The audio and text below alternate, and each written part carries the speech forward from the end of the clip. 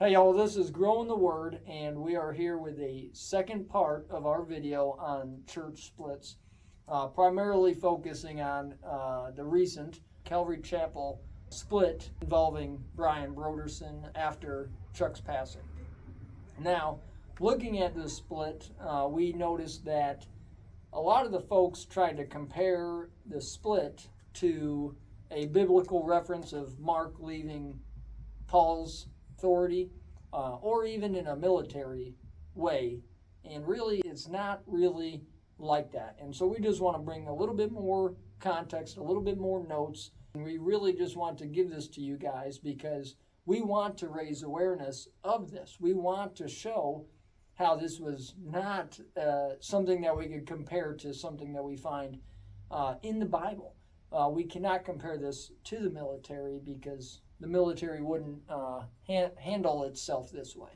And so we just really want to hammer this out one last time in the second part. So again, I hope you guys are blessed. I hope you guys are encouraged by this information. And again, please be praying for everybody involved in this. And I just pray that this video could really just reach some ears that need to hear this. And I also pray that it really just lights a fire under these guys' butts, because we were just talking about how it really seemed like everyone was kind of, even Brian more so, was trying to just really sweep this under the carpet. They were just trying to say, oh yeah, it happened, okay, on to the next thing. And they weren't really hitting it head on. And I'm so curious as to why that's happening. I mean, wouldn't a church, a part of that movement, want to do something about that, want to raise awareness? Because it seems to me a little disrespectful towards Chuck to do that. Yeah, I mean, I totally agree. And, I definitely want to just say one word to anyone watching that, like you said, hopefully this reaches basically two groups of people.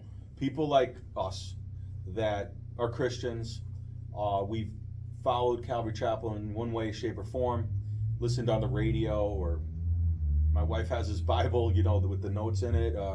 We have a lot of respect for Pastor Chuck and what God did through him, the way he handled the Word of God, the way he taught, the way he pastored, all of it, I mean, obviously I need to say he wasn't perfect, but we know. No man is perfect, but from what we knew, and I never met him, he was a great, great man of God. And God used him in a very powerful way. Obviously, with that said, I've read a lot of the notes and the comments in some of these videos that I'm, where I get a lot of my information. And you can get that information too. I just compiled notes from videos that are online. And you can put a puzzle, it's like a puzzle. You can put it together and it'll form a picture, like a real puzzle. Eventually, when you put them pieces together, you see the picture. And a lot of the people that wrote comments, like you and I, are like very discouraged, upset that this isn't getting talked about. Nobody knows what's going on. And then, life goes on and you're just like, you're not living in California. Now it's been 12 years, so you're like, I don't know, I let it go. And also, the other group of people would be perhaps the leadership of the CCA or Calvary pastors that really know this information, that they might try to bring clarity and just step up, man, and get some other people in the movement that were a part of it, that were there, and clear up the confusion and make things right. I think it's a disservice to the church at large, to Calvary Chapel in general, and to Pastor Chuck's legacy, what God has done in his life. And he didn't, when he was dying, from what I gather, he wasn't trying to rule with an iron fist and tell everybody to do what he said. Matter of fact, I just saw a video where he said, we just want to be one of the rest of the Calvarys. But he did want it to go a certain way, and it didn't. And it's just not being brought up. It's not being discussed. Like you said, it's being swept under a rug. Very few people know. There's bits and pieces, and you got to do legwork, and you got to do research to figure it out. So I would suggest someone, especially people on the board of the CCA, that Pastor Chuck handpicked and put this together. Why don't you make a video? Why can't there be one head spokesperson for this movement to honor and Pastor Chuck and his legacy, and just put something together so you can clear this whole thing up? We think we've come to some conclusions. Plus, we're talking about the dangers of church splits and what can go wrong and how we need to constantly test. The Bible says to test all spirits to see if they're from God. We can know the truth, and the truth will help clarify things.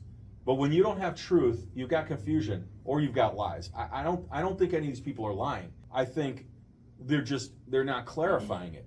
So when you watch a video of I've watched a video with several pastors, and you're just like, what? Like they're contradicting one another. And that's confusion. And who's the author of that? So not God. So what am I saying there? Satanic? No. But I'm saying when you let confusion into your life, God's not running your show. And he's, it's just disrespectful, I think, in my opinion. It needs to be, you owe it to Calvary Chapel, the people all over the world, 1,700 Calvary Chapels all over the country. And I just watched a video from Calvary Chapel, Franklin, Tennessee. It's an 8-year-old video. I got a lot out of it. And this is after the first few videos we made. Some of the comments said, thank you for making this video. I go to a Calvary Chapel, but my pastor didn't explain it to us. Yeah. Thank you. And this was he just mentioned, it's a long video, but he mentions it a little in the beginning, in the middle, and then he answers some questions at the end. So to answer your question, why did he do that? It's a good question. Now, we would just be speculating, and that wouldn't be good to say, well, he didn't want to rock the boat. He didn't want to lose followers. That's a kind of an obvious conclusion. He didn't want to be, that guy, And so it's a terrible shame, because based on the first 2 videos we did, we discussed how this whole split happened. And according to this pastor from Calvary Chapel, Franklin, the CCA wanted to have a pastors' conference in 2017 just to review the Calvary Chapel distinctives, because that's what makes Calvary Chapel Calvary Chapel. They've written this book, and there's this order that Calvary Chapels and doctrines that Calvary Chapel pretty much stick to. And if you're on board with that, and you agree with that, and you just feel led really to the whole movement, you can be a Calvary Chapel pastor.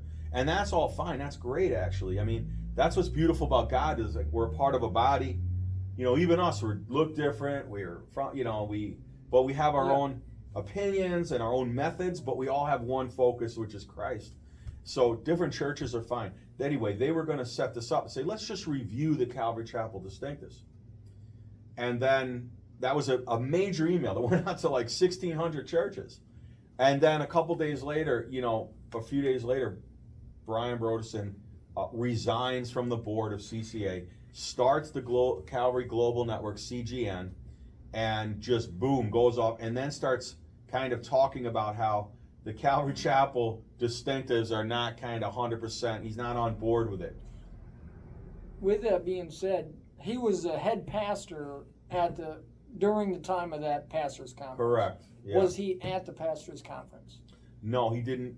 He wasn't on the list of those attending the pastors' conference. That was the first red flag. Yeah. And if you think about it, if 1,600 churches got this letter and they start looking at who's attending and they see that Brian Broderson isn't there, so not to be too confusing here, there's the Calvary Chapel Association, which is a group of men that were put together by Pastor Chuck Smith to kind of oversee all the Calvaries, answer questions, and I guess to kind of approve or disapprove of things that were happening in the church. The very thing they should have been doing. Okay, so Calvary Global Network is Brian Broderson, an offshoot. He resigned, good, and he took it he didn't take it in a different direction. He started a new direction. Yeah. While he's pastor of Calvary Chapel Costa Mesa, where Pastor Chuck started, the whole ministry was started. Yeah, it's not out just of that a church. Random church in a different state. No, it's at the one. root of it, really. There is kind of the root of all the confusion, because everyone says, well, he's still the pastor there, and how come it looks weird, it looks different, it doesn't sound right, and this pastor was saying the same thing. We heard him talk, and this was before that conference. He did not attend that conference, and like I said, 2 days later, he's like, we can't be together, and actually there was an article here from November 7th, 2016. That would make sense. Calvary Chapel Costa Mesa splits from association citing Old Testament prophet. You could probably guess where I'm going with old Amos. Can two people walk together without agreeing on the direction? This is the version they used. And the answer is no, Broderson writes. And, again, it'd be totally fine. There's all sorts of ways to serve the Lord and have church, guidance and direction. But in this instance, with what God did through Calvary Chapel, Costa Mesa, it should have been immediately addressed, in my opinion, by that board. That's why the board was put together. And you guys who are on that board should have definitely addressed this in a very public setting, in love. You don't got to put the guy down, and but you got to say, hey, Brian, you're going in a different direction. You might want to change your name, the name of your church. Okay, brother? Because you're not Calvary Chapel, because you just admitted you don't want to follow the distinctives. Does that sound crazy? A little bit. I mean, I think it sounds logical. It does. And so it didn't happen. And one thing that he did not agree on was the use of the Old Testament. And I wanted to kind of get to this a little bit later, but I have to say it now because it just hit me. But then the Bible verse that he used is from the Old Testament. That's good. That's he good. Used Amos. That's good. Yeah. But that's good. So for me and the viewers at home, what does he not believe about the Old Testament? Because I'm in the dark. Oh man. You can't make this up, folks. Oh man. Okay. So for everybody watching, but also for you, Josiah, Brian came out, and this actually happened. We mentioned this last time. It was a conference of some sort. I think it was a men's conference, right? Right. And Brian, this was about the time that he invited the guy that Chuck didn't want to have as a guest speaker. It was around that time or at like a men's conference like that. And so what happened was Brian just said, hey, we don't really need to use the whole counsel of God to preach the whole counsel of God. So we really just need to primarily focus on the New Testament, and kind of the Old Testament's dusty, dirty, it's old. We don't really need that anymore. And he was pretty much saying we don't need the Old Testament, and that he wasn't going to really be preaching from it, and that we just need to kind of focus on the New Testament. Yeah. And he really he's totally against the New Testament, or the Old Testament, I mean. But then he references an Old Testament Bible verse to plead his case. Right. And I guess, in a way, he's right. How can two walk together if they're in a disagreement? Because they weren't really walking together when Chuck was alive. When Chuck brought them back, it was immediate division. And it wasn't Chuck doing it. Chuck was doing the same thing he had been doing for 60 years. Right. And so that is just a big portion that needs to be highlighted. Yeah. Was from the very beginning. Yeah. There was some sort of dysfunction there. Yeah. So with him leaving, was that a good gesture for him to do? Would that be an honorable thing to at least say, okay, he did that good? Or was it just, did you think that maybe would have caused more chaos for him to stay or to leave? I believe he did the right thing. He's going to start Calvary Global Network, and he's got his own vision and his own ideas. Great. But he wasn't on board with Calvary Chapel Association. That's why he left, which was put together to maintain the Calvary Chapels. That's according to the David Rosales video that I watched. That's why it was put together. I think Raul Reese mentioned it too. Just watch those two videos. So here you got a board, an umbrella, to oversee them all. And the guy the son of the in-law of the founder is saying, I'm not on board with this anymore. Really? Fine. Totally fine. Okay, thumbs up, Brian. He takes off, says, I'm going to change it. I'm going to do CGN, but keeps the name Calvary Chapel Costa Mesa. Yeah. These guys in that group should have been like, no. You changed the name of your church to Calvary Global Network, okay? We all would have shed some tears. It would have been sad. Okay, but what? Life goes on, man. Like I've said, I don't know if I said this in the other videos. Sears goes out of business. Toys R Us goes out of it. They changed. I'm driving through Rochester, and the Kodak building is owned by healthcare network, and I think of the old days, how it was thriving, and now Kodak over there on Mount Reed Boulevard has all changed, been bought out, and it's not the big group, a company that used to be, because digital market came on, everything changed. Same thing, obviously, time goes on and things change. We understand, movements change. Look at, speaking about the Methodist Church, Free Methodist, New Methodist, United Methodist, there's different, it just happens, okay? We'd all shed some tears, but this is worse. It's like, it is heartbreaking to see that he should have gone 100%. It's like he didn't go 100%. And there's confusion because people that maybe they're going on vacation. Yeah. They live here in New York or something. We're going to California, we're going to go to Pastor Chuck's church. That's just what people do.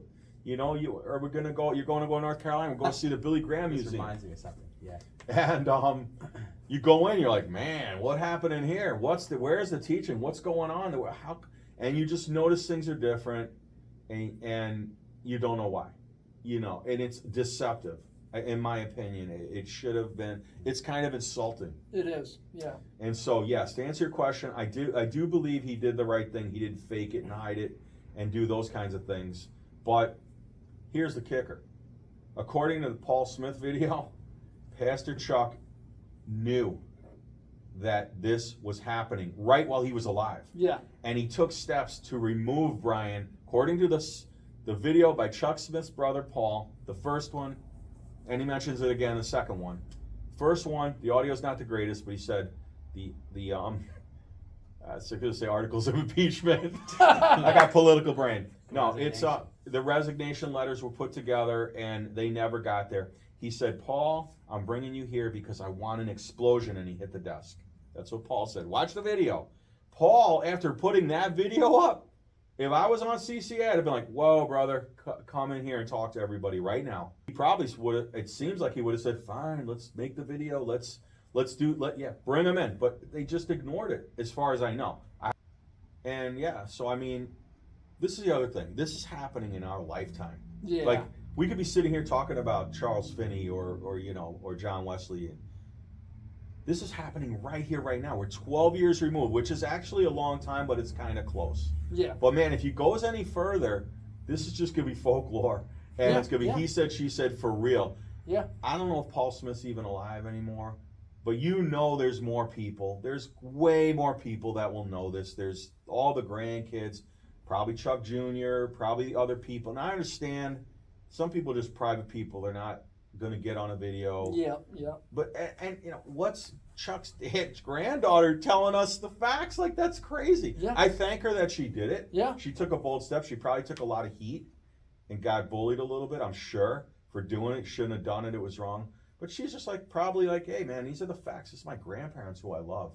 And I saw something happening, and it wasn't according to Grandpa's plans. That's what I was just about to say, is she had mentioned that multiple times about this was not according to what my grandfather wanted. This was not their desire. This is not what they were praying, in accordance with. Obviously, she's going to think about that because she is his grandfather. But like what we've been pretty much saying this whole time is everybody in the CCA should have been saying something along the same lines. Yeah. And we mentioned earlier how that could be hard because he's a relative, and we understand it's a big deal, but he did take the step to resign. Now, I don't know how that went down. Did someone go, hey, buddy, you got to resign? Or did he go, you know what, I really don't agree with this? I don't know. It doesn't matter. He did it, which is good. Yeah. And it got public. This is like from the Christian Post or something, one of those, you could look it up. So he did it. Very, very good, but he just didn't do it right.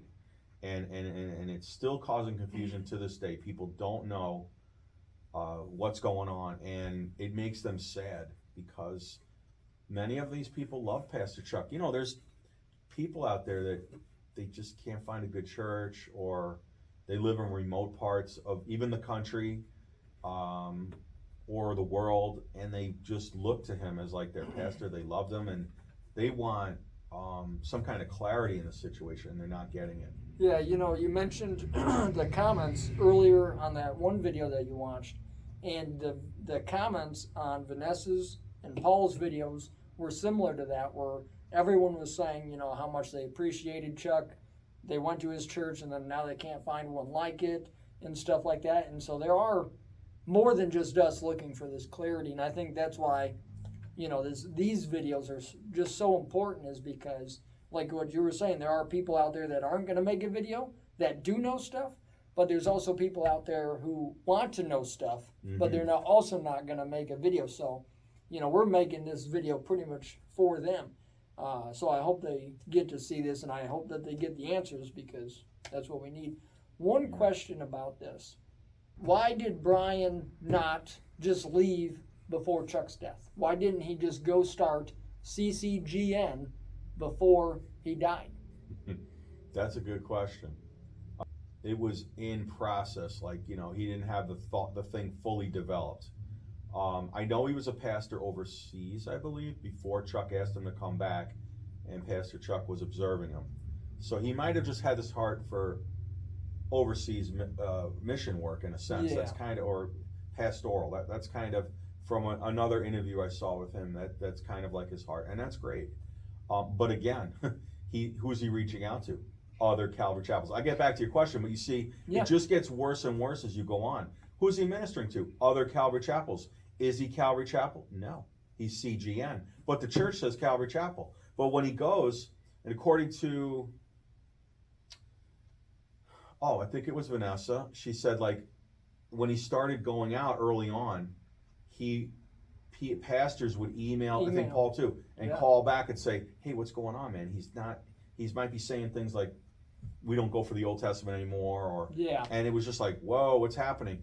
So now he's kind of capitalizing on Calvary chapels that are in other countries or wherever he goes. That's wrong. So it took him a long time. He finally did it. He did CGN, and then he set up an email network again with the Calvary Chapel base, which, man, technically, that's not a good thing. No. It's not a good thing, right? Yeah, that's like me working for you and then starting my own JCI. right. You start a business and you're like, let me go talk to your past customers, John. And then, you know, on behalf of you. Yeah. But then, hey, no, but we're over here. We're doing this thing now. If you want to be a part of this, you can, whatever you want to do. Yeah. And it's like, technically, that's wrong, man. It's very thinly veiled, and we could probably come up with a bunch of scriptures on that. I'm sure the Proverbs speak to things like that nature. So that was wrong. You know, going out and do that. So in the beginning, he did have some different philosophies and doctrines. I don't know if I can answer that question. It would be total speculation. Yeah. Why didn't he just step down? According to Paul's video, there was a heated kind of argument. Because Chuck tried to remove him, and he's like, you know what? I can't. Someone stole the letter, the resignation letter. He said, listen to Paul's video. I'm just going to invite him over and do it face to face. Boom. Good job, Chuck. You know, that's how we ought to do it. As hard as it is, we should confront it and face to face. And he's like, I waited in the other room. I felt like that's what Paul said. It wasn't none of my business. But he comes out because he hears all this yelling and shouting. And he said, my brother was sick. Whatever that means. I picture him with oxygen. That's how I remember Pastor Chuck in the last days. And, you know, you start getting out of breath, man. You're going to need an inhaler. Who knows? You know, you're probably thinking he's going to die. That's pretty bad. You know, that's not just like a loud conversation. That was, So something happened. He was probably told, I don't like what's happening. I want you to move on. Why didn't he move on? I don't know. I think he should have, out of respect for his father-in-law and who his father-in-law is and what God has done through him. Yeah. He should have just, you know, went down the street. One thing, and a pure speculation is, but, you know, when you got a good thing going, why are you going to leave? You're going to just wait till the guy dies, take it over, and then slowly change it, because you've already got your base. Take it from a guy who started a church 20 years ago. It ain't easy. Yeah. It's not easy. You're just doing everything from scratch. You're doing, you know, now he had definitely name recognition, and he'd have probably been fine. Yeah. Just say, hey guys, you know, there's no one here. Is there anyone here that wants to take over Pastor Chuck, this Calvary Chapel of Costa Mesa? If not, I'm gonna just change the name. I'm gonna stay here. We have a high school. There's a high school attached. Yeah. So The thing that gets me, I just thought of this too, was did he have a pastor in mind? when he Left Calvary Chapel, Costa Mesa. Well, his son is pastor now. So his son picked up right after him. Yeah. Okay. Yeah. I thought he came along. This happened. While later. This just happened in January, but 2 years ago. So at the 10-year mark, I don't know whether this was. That's a long time actually. For 10 years he pastored it while having now Calvary Global Network was 8 years ago. So let's just do some. Yeah, 17, right? 5, 6, 7. So yeah, in 17. So that's 8 years ago. So from 2013 to 2017, that's 4 years. Something happened, and it was just like they realized something was wrong with him. So CCA says we're going to have a conference. Boom, he's exposed, and he comes out, and he changes things up. And then I don't know when, because I didn't follow too deeply or haven't researched it too deeply, but at some point there's a 2-year plan. There's a video for this. Okay. You can watch this. It's Brian Broderson and his son, I think it's Charles. Or Chuck, which is a great name, Char, if you ever watch this video. Change your name, man. Charles, Chuck. I mean, dude. But, again, we don't want to associate with that. We're, fine. Okay, you're Char. All right, so there's a video for this where he's like, hey, everybody, we got some exciting news. We're going to have a 2-year plan. Char is going to take over. I'm going to be stepping down. I'm not going anywhere. Don't worry. That kind of thing. I'm going to be here, but I'm going to take over more. I'm going to take a sabbatical, me and my wife, and then I'm going to go over all over the, whatever I do outside of the church, this body, and Char's going to take over. Great. And we're going to implement this in 2 years. And sure enough, to the money, on the nose in January, Char was, appointed, anointed, whatever, as pastor, and there's a video for that, and you can watch it. And again, when Brian was appointed or anointed, the heavyweights, we'll call them, of the Calvary Chapel movement were conspicuously missing. Wow. Why? Really? Did you happen to see when Pastor Chuck died, the funeral that they had online? No, you had mentioned it. It was enormous. But I did not. Every Calvary pastor was being interviewed. Yeah. There was a head people that were leading it, and then they Zoom guys in, and they had guys playing guitar. It was just a very wonderful. I watched bits and pieces. Okay, yeah, it was just a wonderful honoring. I don't know what you call it, but of his death. And so, where were these guys when this baton was handed over? To Brian. To me, conspicuously absent. I would think it would have just been a little bit bigger with a little more fanfare, a little more support. Where was Love Song? Mm-hmm. Where was just some guys like that? Where's Greg Laurie? Mm-hmm. Take that Sunday off, man. Put your associate on and just come and support this thing and show the world you're behind it. Conspicuously absent. Wow. I mean, that says something. It really does. That's what I think it does. In my opinion, it speaks without. And you can watch the video, and he just had some elder come up, and he's like, he reads right from the book. Okay, according to the church minutes and a book, blah, blah, blah, we, the church board, the elders have, or whatever, the board has the sole responsibility of picking the new pastor. That was interesting. Starts off right with that, pretty much. And granted, he was an old elder, whatever you call him, board member, like he was around for a long time. And that was it. Just kind of setting the record straight, man. Like if anyone's gonna no, we don't want any pushback here. This is what we're doing. And I looked up on it. I saw everyone praying, and I didn't know anybody but his wife and his kids came up, I think, or but I can't remember if his kids came up. But I just think that people see those things and they think. Do you think that they laid hands on Brian because they felt some sort of pressure just to get somebody in the role of the new head pastor, or do you think that there was other reasons? No, I don't think so. Like again, according to Vanessa, they were laying hands on him the day Chuck died. Okay, that could be true. It may not be. I think it should be addressed. Bring her in a room. Bring her and her husband in a room, man. This is all I heard about Calvary Chapel, how they keep everyone accountable. But we don't see it. You can't say it's none of our business. It's too big. It's too big. It kind of is. Yeah. It kind of is. Okay, I think everything could have taken its time. he was already there. He Why was you gotta already let doing it? it. He's Yeah, already yeah. he's already pastoring. I Yeah. mean, Chuck is sick. I think he did do Sundays. He sat there. He had the oxygen. It was rough to watch, and it was hard to listen to. But we all just hung in there because we loved the guy.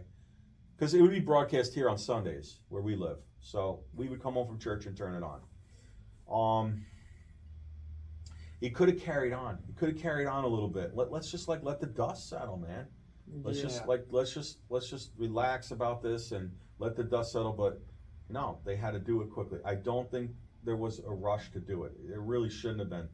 We know, like, from churches around this area where the pastor has left or died. You know, they don't quickly appoint or anoint someone. They just kind of let God lead it and bring it to pass. And you know, I know they would argue, you know, like CCA would argue, well, that's not our church, you know. We don't have any. But I'm like, okay, well, that's fine maybe in the beginning, but there's been rumblings that he's not really, that's what I would say to myself. Like, you've got to have heard the rumblings that he's not teaching the distinctives.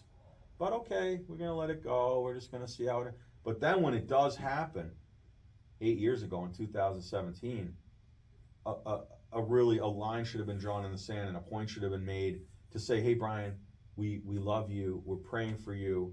We see you're not like going Jehovah's Witness on us, right? You're not going into a cult, but you're not a Calvary Chapel. So we think, you know, at this point, you should just call yourselves by a different name and just disassociate from Calvary Chapel. That's what I think. Yeah. So to answer your question, maybe this is speculation. The board quickly acted on it to solidify it. Like we don't want to hear it. Maybe. I don't know that for sure.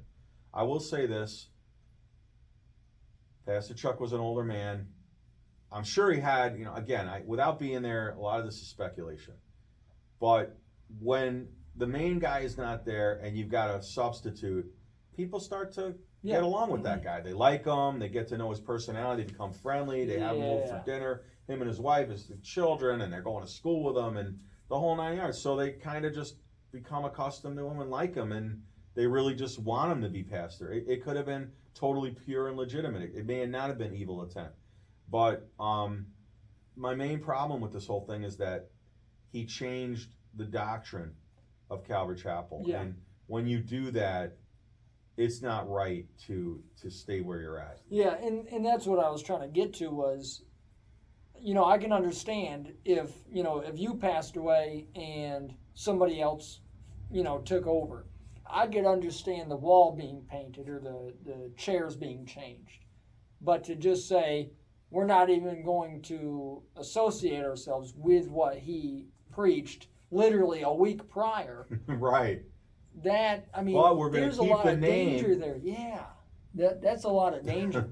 What does that do to the church as a whole for the 1,700 churches? What type of shock does that send to the rest of those churches when he's been there for that long, and then after Chuck passes, he says, we're just not going to believe that, we're not going to teach that. How much damage does that pass on to the rest of those churches? You want to talk at all, or I feel like I'm talking the whole time?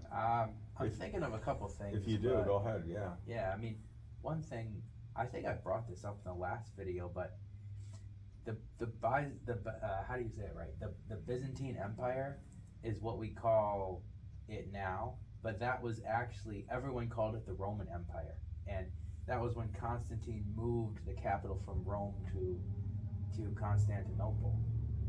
And but it's crazy because everyone's still saying, oh, the Roman Empire, and they all referred to it, but he took himself and the capital over there, and he was ruling over there, and Rome was exposed. And that's actually how the popes came to power, is because while they were abandoned by the empire, they're over here now, and they're getting sacked by all the Visigoths and all these people.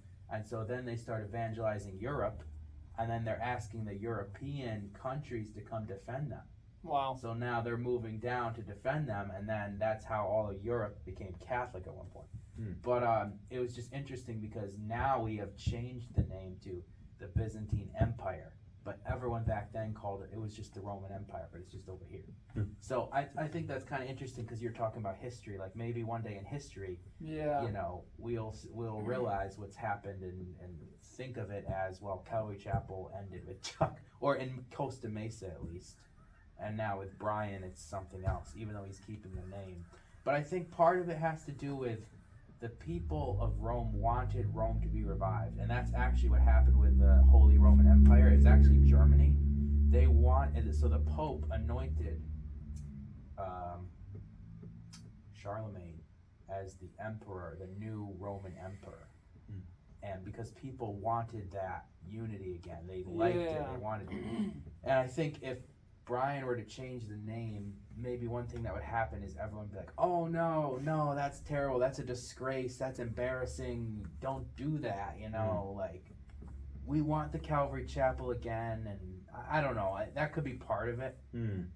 Just that notion of people being like, no, that's embarrassing, don't do that, you know, like, just come on, just make it work, or I'm just gonna go to this other church or something, I don't know, but Yeah. But don't you think that'd be better? Because it's slowly happening now. Yeah. It's like a building that's just slowly deteriorating and falling. And it might have been better just to deal with the crash and the crying and the kicking and the screaming and the blow up and have CCA do cover and crowd control. I answer your question. I'm not sure it really affects Calvary Chapel as a whole because they're separate, you know, in their structures. You know? I was thinking it just muddied the water so badly, because if they're used to seeing Brian around and then they get this email and then they start listening to his preaching and stuff like that, the thing that kills me is those distinctives go out the window from Brian's hands. But for them, it's I don't want to word it this way, but it's almost like one of those magic tricks where they, you know, make you look at this and then they quickly just throw the bunny over there and the, you know, the pigeon comes out of the hat and they're like, oh, pigeon. But like, that's kind of what it seems like to me, is like, that's where the danger is, because Chuck built Calvary Chapel off of those distinctives. And so what we see now is that building that you just gave an example of is the Calvary Chapel distinctives. That's what laid the foundation for Calvary Chapel, and that's kind of what it was built on, was, you know, those differences, and the structure that Chuck came up with is what we have today, type of a thing. And so for him to start CCGN, the same name but a totally different foundation, you know what I mean? Now we're getting almost like a Twin Tower effect, but they're two different buildings altogether. Yeah. And so I think the danger would lie in the doctrine and how it's not readily accessible, and it's not really so transparent to the point where you can't just initially tell the two buildings apart until you go inside. Yeah. You know? Yeah. And to me, that is very disgraceful to Chuck, but it's also a disservice to the people who are going inside the building. Yeah. You know, and that to me is where the problem really lies. You know, obviously changing the name, but throwing the entire distinctives out the window. You know, that to me is very dangerous, because Paul writes to a couple different people talking about being sound in doctrine. Like that is very rigid doctrine right there, is to be sound in doctrine. Right. So when he muddies the water of the Calvary Chapel distinctives of what 1,700 churches profess to be the right doctrine, and he just somehow ropes them in and says, here's some new doctrine, they're either, you know, hopefully a lot of them are saying, get out of here. It's basically like if Paul and Barnabas didn't split. They tried to still make it work, and then Silas comes along, and you got Barnabas and Paul just in this fight all the time. And Barnabas is trying to say different things and still be part of it. Like what we're saying is, I guess, Brian really should have just officially left, probably even whenever he figured out that he was different from this, and just actually just cut it off. It would have been painful and hard, but instead of just trying to make it work and then like resurrect it and regenerate it, and what's the thing the Hindus believe, like the reincarnate it basically, like, you know, Yeah. Mm. So with that, I keep wanting to make this comment. Okay, there it is. Okay. One thing that I want you guys to understand, and I know these two gentlemen will agree with this statement. Jesus, Paul, Peter, I think even James, but the main writers, the main speakers in the New Testament quote Old Testament Bible verses, Bible passages. Okay? So, you cannot say we are a New Testament only church and disregard the Old Testament when almost everybody that says something in the New Testament at one point or another is quoting Old Testament. You just can't have that one. You can't. When Jesus brings up the burning bush passage, that's Old Testament. When Paul brings up things that Isaiah says, when the cross references directly cross-reference Old Testament. When Jesus fulfills, how many prophecies did he fulfill? Hundreds? 200. Yeah. He fulfilled prophecies in the Old Testament. Mm-hmm. This is the danger, guys. It's a foundation. Yes. If we don't have those prophecies that Jesus fulfilled, obviously Jesus is Jesus, but who is he in the New Testament? Because if we don't have the recordings of him fulfilling these prophecies, then who is he? What is he at that point? He's going to be what the Sadducees thought he was, just some good teacher guy person thing. And he's not going to be this guy that was recorded in the Old Testament. All of the Old Testament points to Jesus Christ. If you say that we don't need the Old Testament, you're telling me we don't need Jesus. Mm-hmm. Good point. Yeah. We don't need God's voice speaking to us, prophesying. I mean, everybody loves Jeremiah 29:11 because it talks about, oh, God promises you happiness. Where are all of his promises? In the Old Testament. Where is Jeremiah 29:11? In the Old Testament. This just kills me because I betcha, some point, one way or another, Brian will mention that Bible verse because everybody loves to preach God's happiness and God's favor for your life, and you know God's got a good happy future for you and lollipops and rainbows. But that's in the Old Testament, you know, and so that really just drills right down onto my nerve because we cannot have the New Testament without the Old Testament. We just can't. Mm-hmm. And that really hurts. That alone, forget everything else, forget the 3%. That alone is so detrimental, and that is muddying the water. We have line upon, okay, yeah, you might not like to preach line upon line, verse upon verse. Okay, that's cool. You could teach however you want. But to then go a step further, or more like a leap further, and say, what I really mean to say is we don't need the Old Testament. Because he probably, to some form or fashion, might even teach line upon line in the New Testament. Mm-hmm. Right? Yeah. But it's like, how?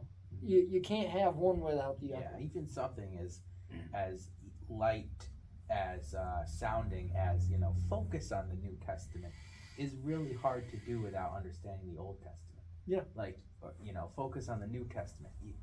You can't really grasp it as well as you're supposed to unless you read the Old Testament, understand the Old Testament. Mm-hmm. It's really tied together. So, yeah, even like people try and like beat, you know, play it off like, oh, just, it's not that important, or instead of saying don't read it or something. But what I tell people, if there's anyone out there with even like some Jewishness and Jewish background, I recommend reading the book of Matthew, because it's got the most references to the Old Testament than the other than the three gospels, or there's 4 total, right?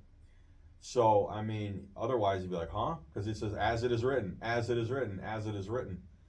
They're constantly referencing back to the Old Testament. So, and one other thing that's really gonna get your goat, as they say, come on, with what you're really upset about with Brian, is that Pastor Chuck himself used to teach. He was from the Foursquare Church movement, and he got a hold of Haley's Bible Handbook.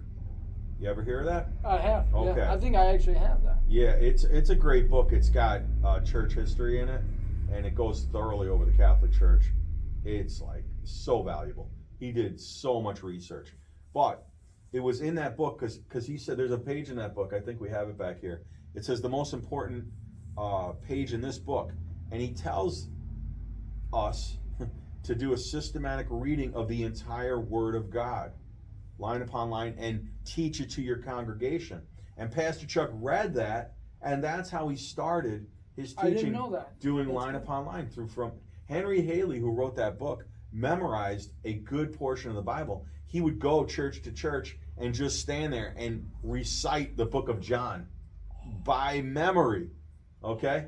Now that's Bible quizzing 101.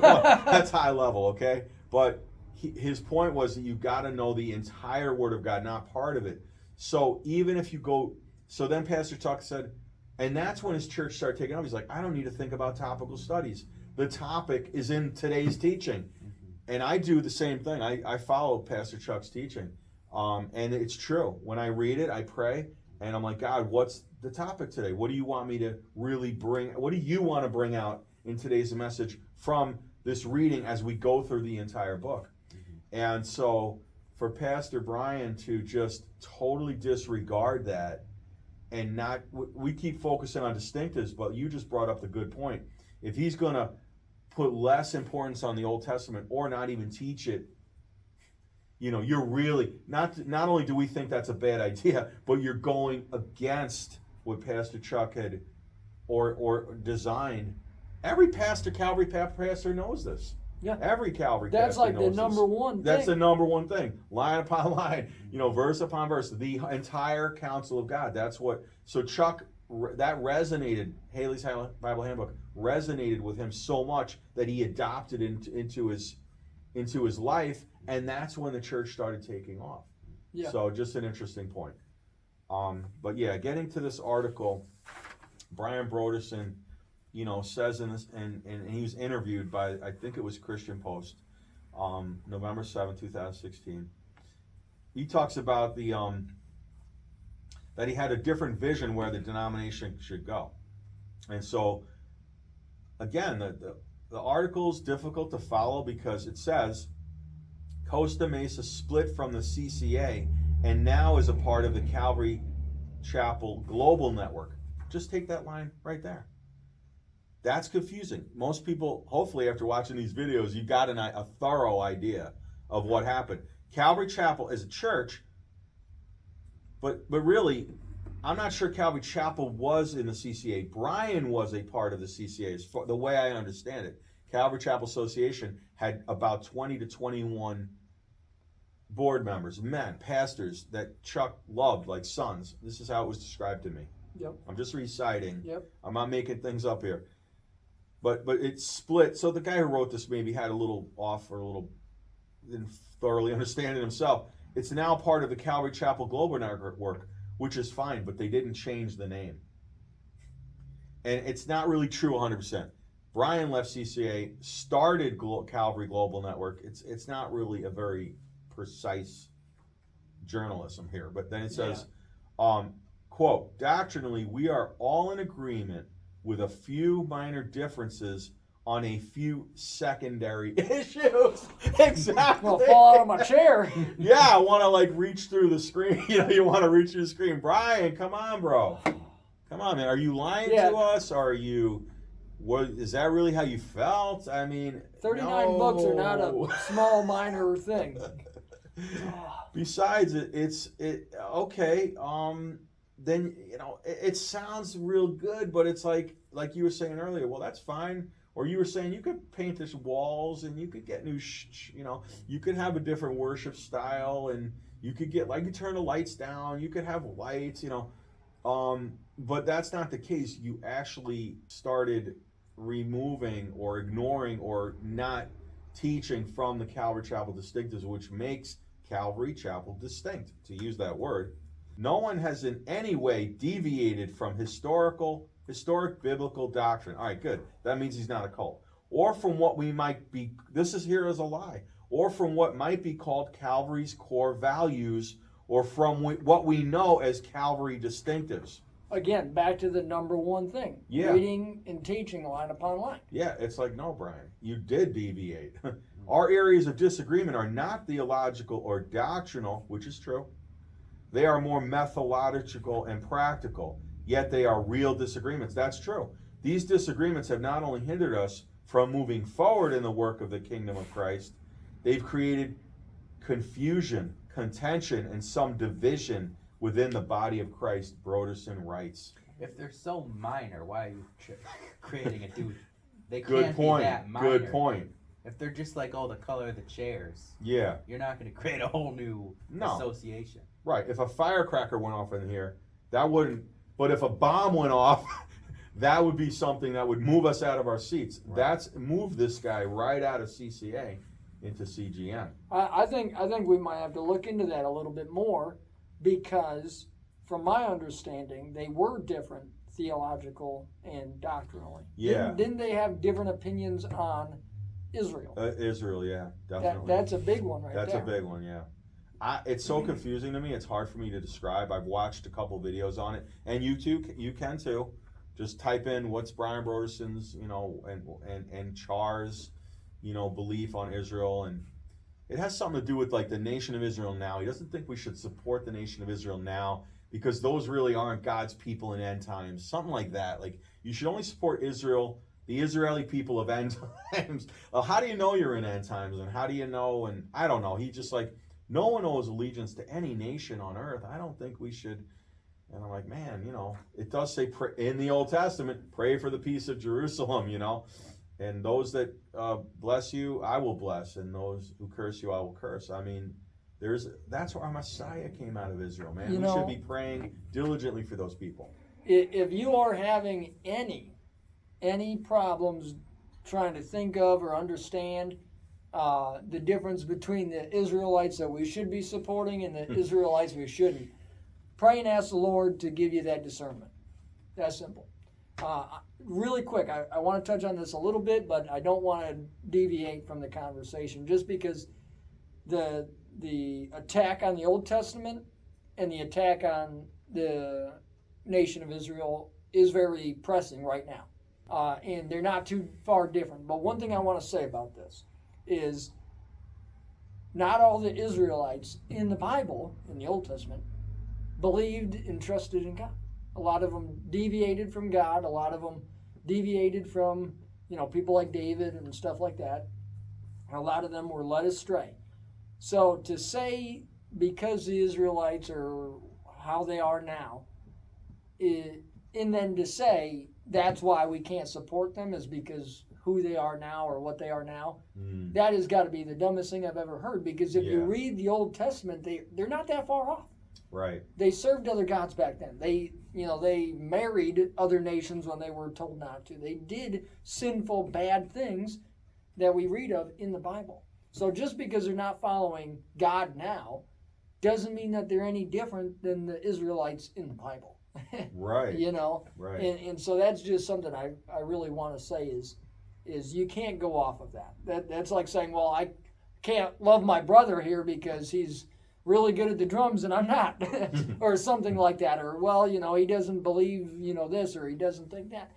That's just really a spiritual attack against this, and I find that to be very very suspicious that both the Old Testament and the nation of Israel are both under attack in that way.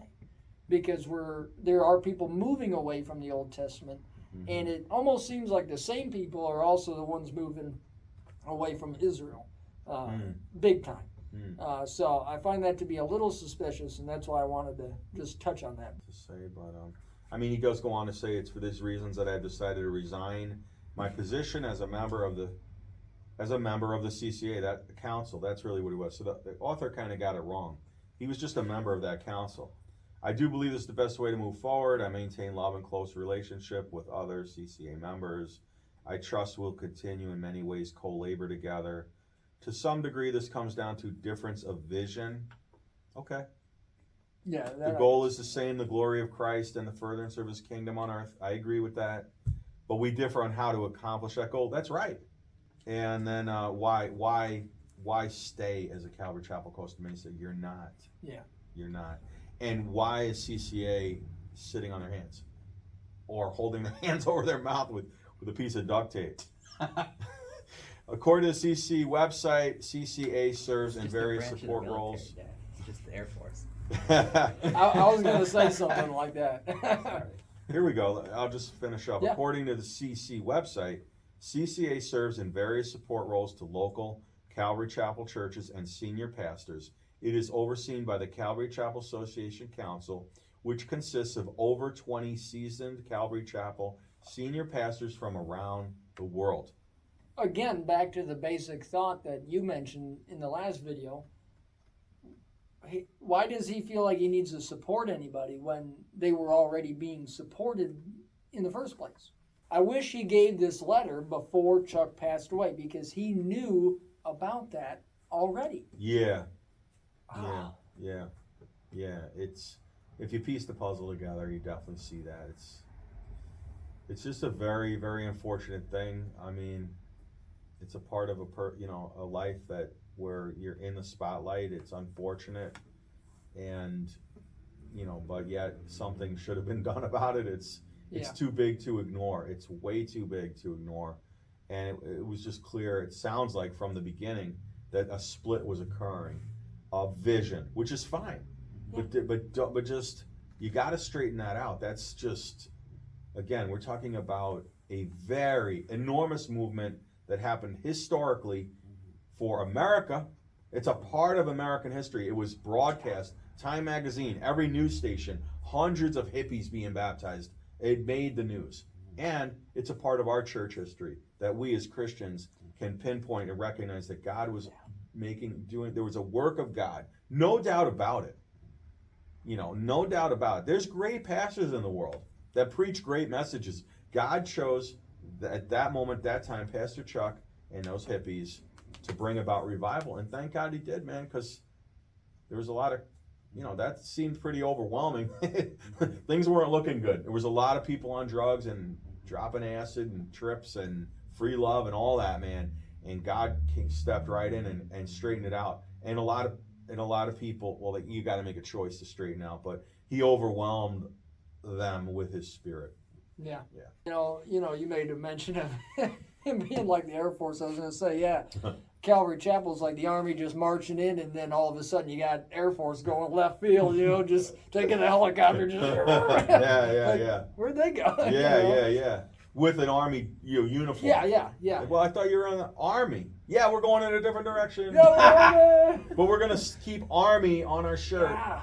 We're going in a different direction. They're flying into outer space. The battle's down here. Right.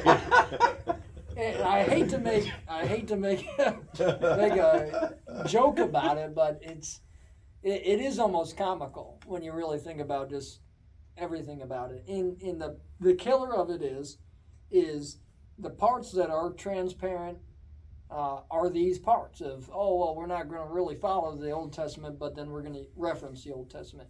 And it's like, that's a problem, because whatever they are trying to cover up just can't be covered up because of things like that. I kind of wish you guys were like threaded in, because you guys are pretty much Calvary Chapel, but not associated, right? So I almost wish like you had that letter and you could be like, it's right here. Yeah, like, man. That would be awesome. Yeah. But man, it's just one of those things that I really just want to bring this to light. in the same way that I would want to bring light to another denomination that is falling away, has fallen away, started off on the wrong foot. And it's just one of those things where we need this because God is to be glorified in this. God started the movement, right? And it's just, it is really a disservice ultimately to God. It is a disservice that he gave us the entire Bible and then to say, oh, well, we don't need it. You know, us preaching or anyone preaching is their ministry, them ministering to the Lord, right? In the Old Testament, if you're still following it, when they did the sacrifices, that was their ministry to the Lord. Mm-hmm. And so that is a pastor's preaching now, or an evangelist evangelizing. That is them ministering before the Lord. Yeah, I mean, just think about that. A high priest telling everybody in the temple, we do not need lambs to sacrifice anymore. Right. We don't need a lamb. That's a good point.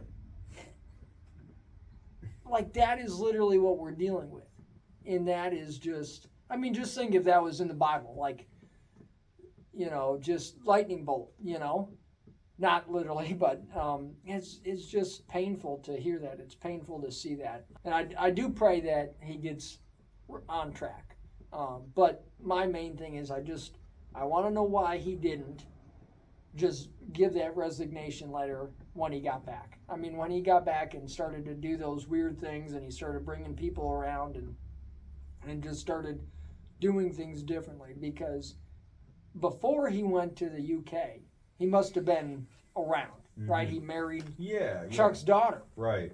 So he was very informed on how Chuck did things. It's not like me over here at the church I go to just showing up here one day and not knowing, let's say, for instance, you know, it's a guy that's been around quite a while. Yeah. So he knew what he was doing when he was bringing people on stage that Chuck didn't approve of.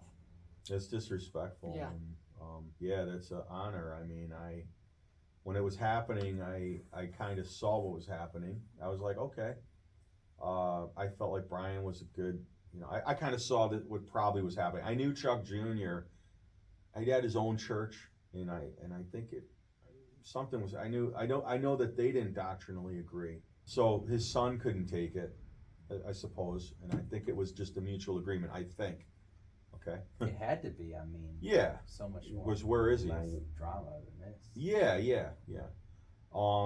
I remember listening one Sunday, and Chuck wasn't preaching, and the guy got up and said, Chuck is filling in at his son's church, Chuck Jr. I thought, oh, that's interesting. But then sometime later, I realized they had some disagreements on how to get the word out or whatever. So that was fine, and I don't know what he's doing now. He has some videos, Chuck Jr. You can watch a few videos and things, but so I thought, okay, here's Brian. I guess there's just like, maybe it's a logical thing. I don't know, you know, like I just figured, well, it's not my daughter. My daughter can't be pastor, so Brian is a pastor, and he's agreed. I thought it would be like a family. I'm thinking family, like he'd step, I'll do it, Dad. You know, this is an honor. You know, okay, let's do it. And he seemed to kind of have Chuck's mannerisms. He was kind of calm and gentle, right? Little did I know, he had a different philosophy and a way of, let's just say, you know, preaching the gospel. Fine, but not fine to stay there with all this in your mind, knowing, you know, that I'm going to eventually change this up. That this is the old way, and God's doing something new. I wouldn't do that at Costa Mesa. You might be right, but I'd just be like, I'm going to go down the block. Yeah. Because I'm not going to touch this, man. This is, to me, this like holy. It's too holy. I'm not going to be the one to make a decision on that. I'm just going to go do something here. That's my opinion. This is like my father-in-law. This is a big deal, man. This is beyond me. it's like you're presumptuous, man. You're stepping in and changing something that to me was holy. God, 1,700 churches come from this, and you're just going to step in and be like, this is all wineskin. We're just changing distinctives. We're not going to the Old Testament. Yeah. Who do you think you are, kind of, Now, God might be telling you, Brian Broderson, or you, Pastor, to move on. That's fine. But move on then and start your own thing. Everyone will know why, and all be good. With the 20-something member CCA, and again, this is just speculation. Why do you think one of those 20 guys wasn't just called on, other than Brian, if he was one of the 20-something? Why didn't just one of them just get, prayed about? Because, again, we don't know the whole story. He could have been praying about other people by name. But it just seems like, to me, it's weird that, Chuck led it and then just kind of had a group of people become the succession versus just raising up one of those guys. Like, he could have even said, and maybe he did, I don't know, but it almost seems like something could have happened like, okay, I'm picking you 20 to be the CCA. So when I die, you 20 can just choose one amongst that 20 type of a thing. Kind of like when Matthias got picked, right? They had that group of people to kind of choose from. And then, he got called on. And so it kind of seems like something like that should have happened. Right. Because, well, I would say this. I think a lot of those people are already pastors of their own church. oh, okay, that makes Brian sense. is an assistant pastor to Chuck Smith. Here's the bottom line on all this confusion. I think personally, Chuck Smith should be able to pick his successor. Bottom line. Yeah. Bottom line. I know the guy got up when Brian got anointed, for lack of better words, I'm just using that, or appointed pastor. And he read right out of this, he read off something like, the board has the right to pick the pastor, blah, blah, blah. We know all that, okay? We got it. But Pastor Chuck definitely did not have Brian in mind, according to Paul Smith's video. Okay, and I understand CCA is kind of out of that. It's not their church. I understand. They're like, hands off. We're good with that. I'm good with that. But let's give the guy a little respect. This is Pastor Chuck, who you all say you love. You call him Papa Chuck. You've got it. You want to follow up before you forget? No. Oh, no. You keep going? I'll remember. You remember. Okay. I mean, you can interrupt me anytime. I'll just keep talking about this. So, me too. Chuck Smith, we'll have a 5-hour video. Stay away. Chuck Smith. We have a commercial. We should have a commercial break. Go get a drink. Go to the bathroom. Chuck Smith. Sounds good to me. No. Can we take a nap? Can we take a nap with too? a bowl of food. Yeah, nap. So Chuck Smith. It sounds like, according to Paul Smith, that he was in the process of picking a successor, and his granddaughter. Same thing. We would talk, Grandma and Grandpa. We just have these conversations. They just pop up like a regular family, like a normal family. Yeah. At my household, church comes up, we talk about it. I mean, it's just like normal conversation. She's totally legitimate and a very good eyewitness. I would say a trustworthy eyewitness. So Chuck is in the process of like actually saying, Brian, I had you in mind, Brian Broderson, but I don't have you in mind anymore. And here's the reasons why, which we've all discussed, right? Ad nauseum. No, we've discussed them quite a bit. And so at that point, the board should just respect his will. The board should respect his will and should have come to Pastor Chuck. And again, I'm picturing an old feeble man, like you think like a great grandpa's gonna like get on an email, get on a phone, text somebody. Plus he's in failing health. His wife is old too. Maybe I'd be like, get my grandson or granddaughter to go make the call, run over there, get me in a car and drive me over. Or I get the guy on the phone that I got to talk to. Or somebody should have converged on Chuck's and been like, what's going on? Who do you want to be as the next pastor? But again, if a person like Chuck Smith is being removed just due to health, bad health, poor health, declining health, and you got Brian who's in there every day, every single day he goes to work. every day. He's managing that church, running that church. They get to know him, they get to love him. They just think you're the next in line. And so something happened. To answer your question, I think something happened in that moment of time. And I don't know how bad his health was. We do know that Paul made a video, I think it was after he had been appointed pastor, again stating, stating after, Chuck Smith's original intentions for succession. I think that's how it should have happened. CCA, they're a set of pastors, I do believe, so they can't come in and take over. But I think this whole thing got a little messed up, and maybe Chuck had someone in mind, but maybe he didn't. Remember, you said, "Well, did they do it too quick?" Yeah. Let's figure it out. Why no to Brian? Let's discuss that as a board. Okay. Okay, why no to Brian? Well, he's leaving the original tenets of the church that God ordained, that God started, the Calvary distinctives, line upon line. He's leaving that. So I'm not going to leave that legacy to someone who is going to not adhere to the.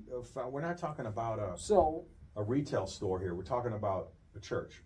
So every church, especially in the Calvary Chapel, has some form of leadership with the head pastor and then a group of elders, right?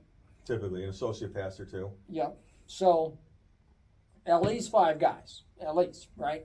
Let's be safe and say 5 guys. You got a church of 20 people, there might be 3. But the thing is that I'm looking at now in my head is that group, the CCA, was over the continuance of all 1,700 churches. Yes. Where is those possible 5 guys from specifically Costa Mesa, right? Because if those 20 guys were heads over other churches, right, maybe 1 or 2 of them maybe could have been from Costa Mesa, really. Maybe, yeah. I was thinking about looking up, trying to find those names of those 20 guys, but I just very busy. But my thing is, where was the board at Costa Mesa in all of this? Because we really haven't talked about them all that much, right? That one elder that stood up there and spoke, he probably could have been a Costa Mesa guy. But my question is, where was those guys in all of this that were assisting Brian running this, who were following Chuck Smith's layout and were kind of watching? I mean, they had to have been watching, listening, hearing, seeing Brian operate completely different, not minorly, but completely different. Because let's say they were doctrinally together, which we know that they weren't.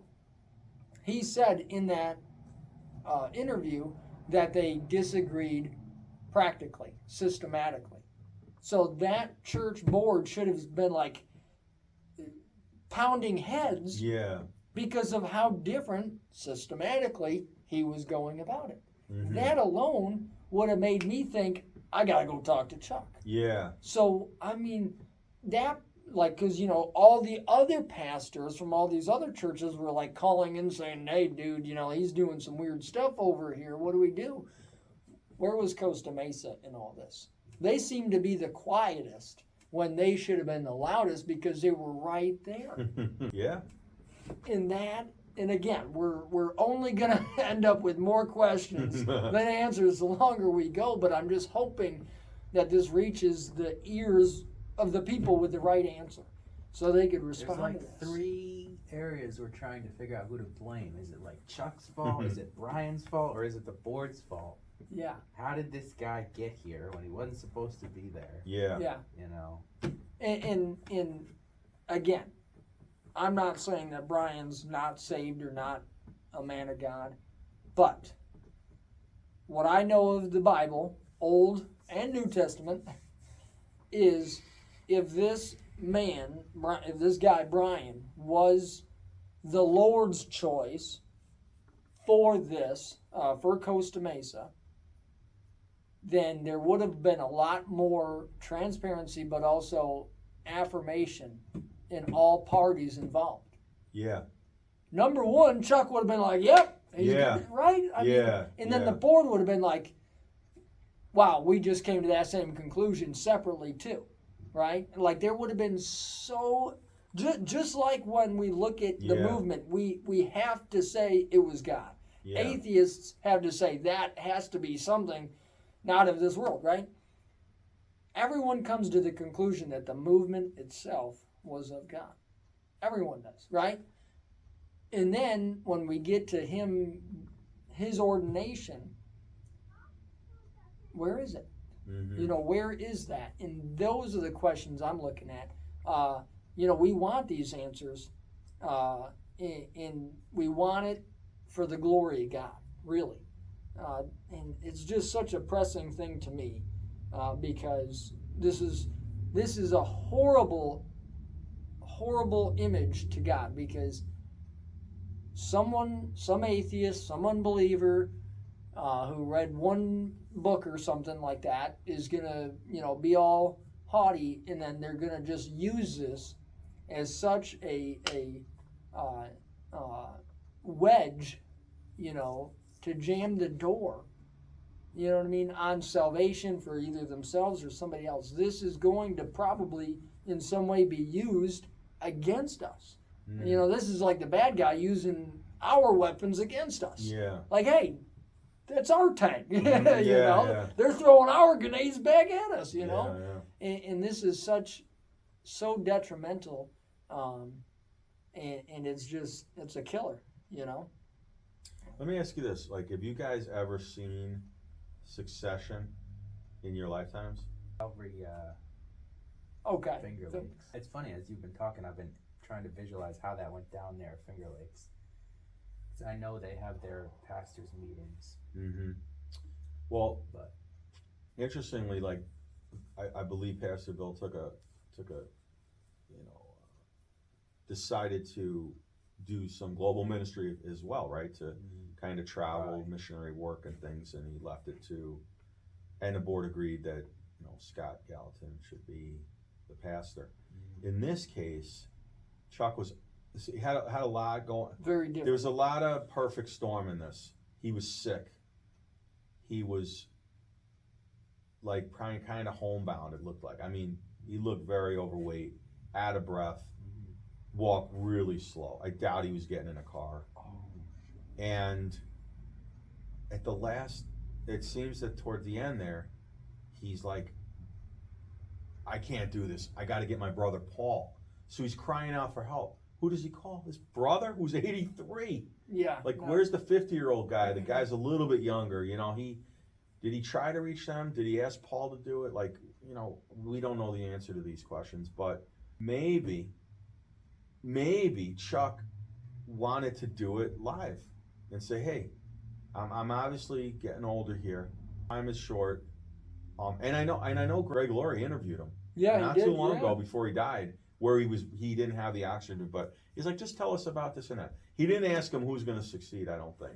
But that would have been good. But I guess since I don't know, I've never known this to happen. Like you say, there's an instance where they're both alive, they're both healthy, and it's just a stepping down and a moving on.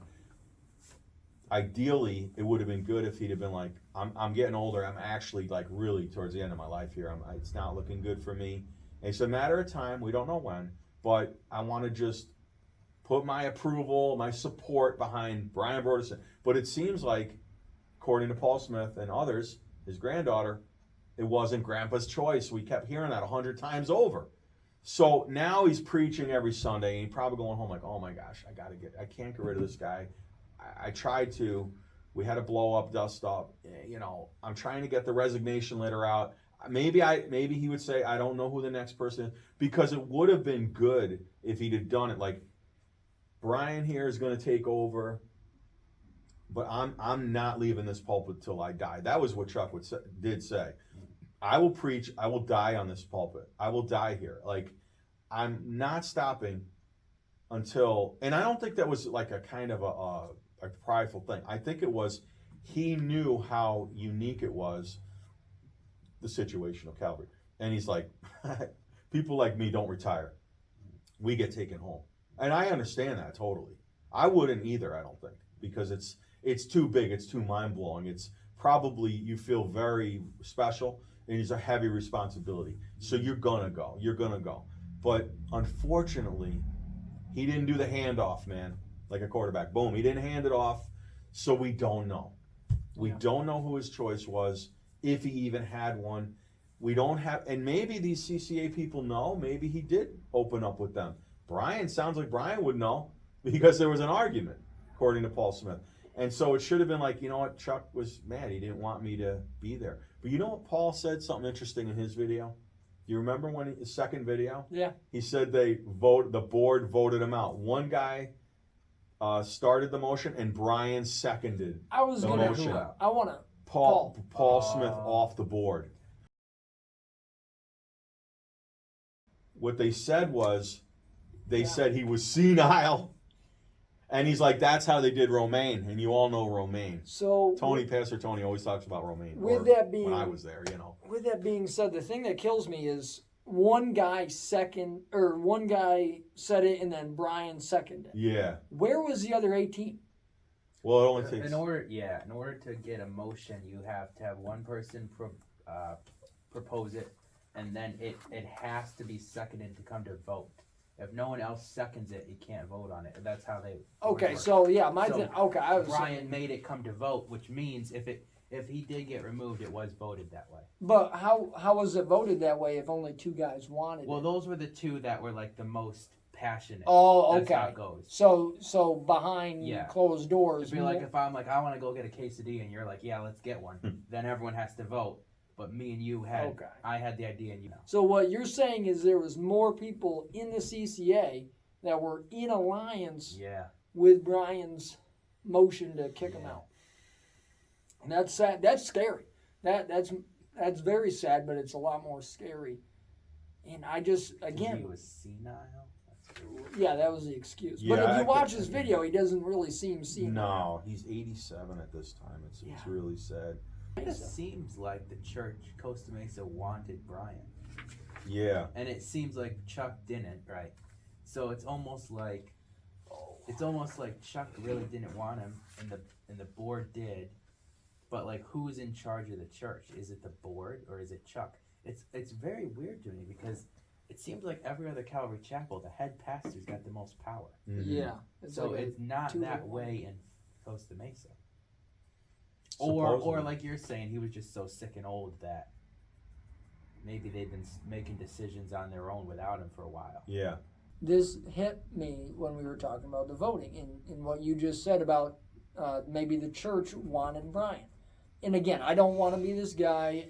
I'm not accusing anybody. I'm not attacking anybody. But this is kind of what it sounds like to me. I might be wrong. For the time will come when they will not endure sound doctrine, but according to their own desires, because they have itching ears, they will heap up for themselves teachers. And they will turn their ears away from the truth and turn aside to fables. Might not be exactly that far as fables maybe, but verse 5 says, but you be watchful in all things, endure afflictions, do the work of an evangelist, fulfill your ministry. And that kind of should have been, maybe the passing on was staying true to that sound doctrine, you know. I don't want to say that's the people of Costa Mesa, but when you said, oh, maybe they wanted them, that was a verse that kind of popped up in my head, because maybe that's what they were wanting to hear. Maybe they got tired of line upon line. At the very least, they didn't stop it. So like maybe if they didn't want him, they didn't do anything. They were just like, it's too political. He's too entrenched, you know. Yeah. Whatever. We have to. We feel like we have to. Yeah. It'll be too much of a problem if we don't, you know. Yeah. And you know, there might have been a lot of younger generation there, and Brian was looking to reach the younger generation. He's got his son in there, and they're very big on. They don't think. One of the things that one of the pastors said was he's like, we should stop preaching the rapture. This was in Calvary Chapel Franklin video. You can watch it. Brian Rosa said we got to stop preaching the rapture because Pastor Chuck did it for the last 8 years, and he turned all the young people off. So we don't mention the rapture anymore. You know. Now, okay, you're going to get a lot of people saying, well, it's not in the Bible and this and that, but that's fine if that's your opinion, but it was a part of the Calvary Chapel distinctives. So to our point, So another thing, you shouldn't yeah. be there. If you don't agree with it, you shouldn't be there. Yeah. So. Yeah. Final really just, hitting the nail on the head for the last time is there's too much not open and available to us. There's too much muddy water. There's too much, foggy mirror situation here. And yeah, we are ending off with a lot more questions and answers, but that's what happens when something goes this direction. So as final notes is, be on the lookout yourself. Be watchful in all things, because if you aren't, this is going to happen again. It might not happen again in a Costa Mesa setting, but that doesn't mean that if it happens in a church of 100 people, that isn't any less of a problem. Just because it happened in a bigger church, in a mega church, doesn't mean that it's any less of a problem for a smaller church. It is still a problem. It is still detrimental to the church. It is still detrimental. It is still disrespectful to God. Anywhere that this happens, so we must be watchful in all things. We have to. We have to be testing all the spirits. We have to be knowing this stuff. We have to. There is not an option. I think that's a big thing in today's culture is, well, I don't have to read my Bible. I don't have to pray. Really? Okay, well, somebody should tell Paul that. Somebody should tell Peter that. Somebody should tell Jesus. You're telling that to God. So he prayed all night long and got a little upset with Peter for falling asleep, but it's okay if you do. No. No, Jesus gave us commandments. There's still commandments. They're not options. Jesus didn't give us options. These are not options. We have to, because if not, you are going to be deceived. If not, other people, what's next? We get rid of the Old Testament. What's next? You're going to start getting rid of, we don't really need the Gospels. There's a lot of people that don't think the book of Hebrews is part of the Bible. So yeah. Pray for them. Pray for them. But man, just be watchful. Just be watchful. Watch these videos that we reference in this video. Just be watchful. Be praying. It's serious stuff because it can happen anywhere, right? And it's such a thinly veiled church split. It's not like a normal church split. Yeah. It's thinly veiled. It's very confusing. He changes to Global Network, but then he writes an email to every Calvary Chapel saying you could stay or you can go. He's basically a thinly veiled church split. He's actually causing division in the body of Christ because people scratch their head and go, what should we do?